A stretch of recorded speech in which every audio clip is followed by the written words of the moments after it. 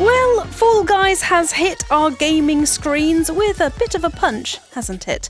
So far, it's sold over 2 million copies, 23 million hours of it has been watched on Twitch, and 60 million Fall Guys, or jellybeans as they're otherwise called, have fallen over. So yeah, Fall Guys is a big deal. If you're anything like us, you've probably been playing it on PS4 or PC and doing your best to get that crown. And to help you jump and grab it and beat all those other jellybeans, I've collated 18 Fall Guys tips to help you run, grab and jump your way to victory. Some of these are very specific to certain levels in Fall Guys, so, as well as general tips, these will help you get closer to beating certain courses. Anyway, let's get to it. Here's 18 Fall Guys tips to help you win the crown.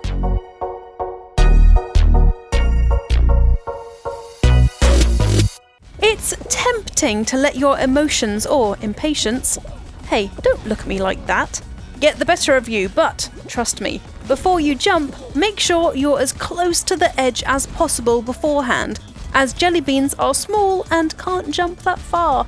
You'll also want to be running as fast as you can to get some extra air.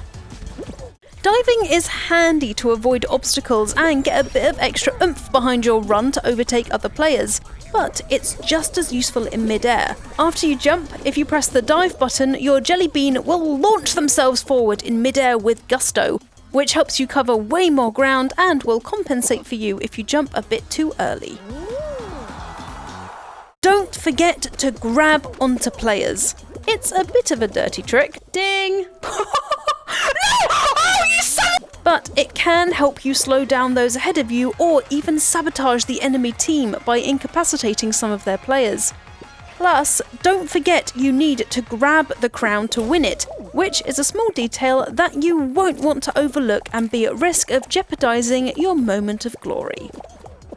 Dive is useful in almost all cases, but there are some specific levels where it's a must, namely HEX-A-GONE.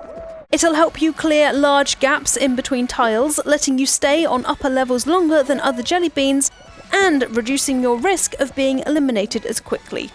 Plus, dive is handy for avoiding other players too. Just be aware that it's best used to get to other platforms, as you'll be vulnerable for a while after diving, as your jellybean takes a precious few seconds to get back up.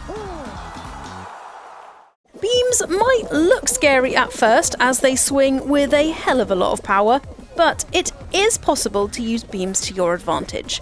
Hit them just right and they can propel you across maps with great speed, catapulting you past other jellybeans, but this does take practice as you need to catch them at just the right time or they'll fling you over the edge of courses.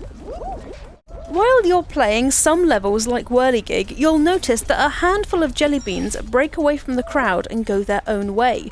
There are, in fact, alternative paths through some levels which might take a little while to find, and even more time to perfect, but watch where that small slice of players head and then practice taking that shortcut.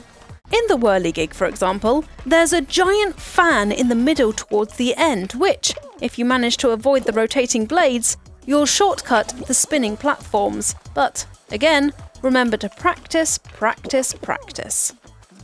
On the HEX-A-GONE level, don't fall down on the very first level. Instead, jump to the other platforms that are free at the tippy top to give yourself more time to outlast the other players below. Loads of people don't realise that you have time to jump and dive before your platform disappears, so take advantage of it. Jumping is your friend on the HEX-A-GONE levels. As well as the obvious tip of making sure to leap over to small patches of tiles left rather than just running, just remember that jumping is slower than running. Oftentimes that's not a good thing, but in Fall Guys it is, as it means the tiles underneath you disappear at a far slower pace than just running over them. It's best to replace running over tiles with jumping when there are fewer jellybeans on your level or, ideally, when you're the only one left, as it narrows the chances of someone running around you and quickly getting rid of the available tiles. On the Royal Fumble round, where you have to grab a tail and hold on to it for your dear life, this might sound counterintuitive, but only move when you see players close to you. Otherwise, you might be unwittingly running into players. Standing on the platforms makes you a harder target than being on the lower level, as players either have to jump over to you from the spinning central disc or jump up onto your platform from below, which requires jump and grab coordination. So it helps to stay high. No, not like that, for God's sake. Wait and keep an eye on the other jelly beans from above. On the other hand, if you're trying to get the tail in Royal Fumble, flank the player with the tail when they go around obstacles on the lower level. Don't just follow in their wake. Try to cut them off, then, as I said before, get high. In the video game way, not the other way. On the fruit chute, roll out, and the fall mountain levels, the sides are your friend as they provide places to hide from the balls and fruit, as they don't usually careen to the side too much. In Fall Mountain, just remember to watch out for them paddles.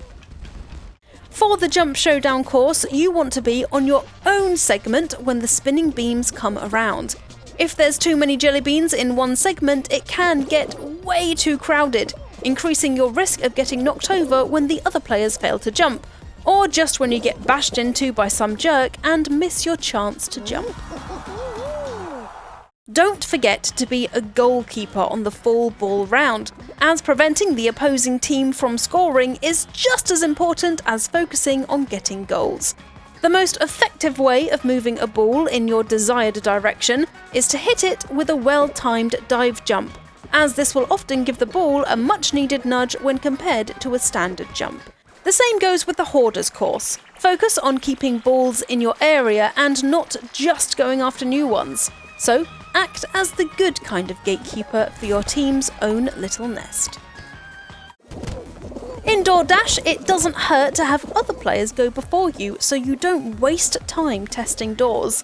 By the end of the course, you'll need to be quicker on your feet as less and less doors become viable, but at the beginning, don't be afraid to let other jelly beans do all the ramming for you. In Slime Climb, there's one small overlooked shortcut that you can take advantage of, but you'll want to be at the very front of the horde to make sure you stand the biggest chance of doing it right. When you get to the slope with the cubes that try to push you off, jumping up on the side will help you bypass the corner and, therefore, a scrum of jelly beans. Just time that jump right to get up on the platform, otherwise you'll be on the wrong end of one of those damn cubes. Hidden gaps that come right at the end of courses are a royal pain in the arse, as missing them can mean you fall to your doom below, or are kicked back in the course and have to do the same platforming all over again. One of the biggest culprits of this hidden gap is the tiptoe level. Number 1, wait for others to go first and discover a safe path. But when you're near the end, for God's sake, don't forget the secret jump that comes between the tiles and the finish line. Otherwise, you'll be booted back to the beginning and will have to remember the entire path. Not fun. American footballs in the fall ball course don't count for more points than footballs or soccer balls if you're American. So, although they're much more of a pain to get in the goal, there's not really any payoff. So, if there's a football handy, try to bagsy that for your team instead. If you've been playing heed to these tips, you'll know that in Egg Scramble, it's just as important to defend your nest as it is to get eggs in there, especially near the end to stop other teams from nabbing your eggs for themselves. But you should also focus on throwing your eggs into your nest, which saves you time and gives you more seconds to grab those valuable chicken fetuses. The controls are as follows: spacebar, control and shift on PC to jump and chuck an egg, and on PS4 it's X, square and R2 to do the same thing. And those are 18 Fall Guys tips to help you win that crown. If you enjoyed the video, make sure to give it a like and subscribe to Eurogamer for more videos about Fall Guys and streams where me, Aoife and Ian play it amidst lots of yelping and yelling. We release a new video every single day, so there's always something to watch. Now, it's time for me to go and gorge myself on jelly beans, as I have a mysterious craving for them for some reason. I'll see you next time.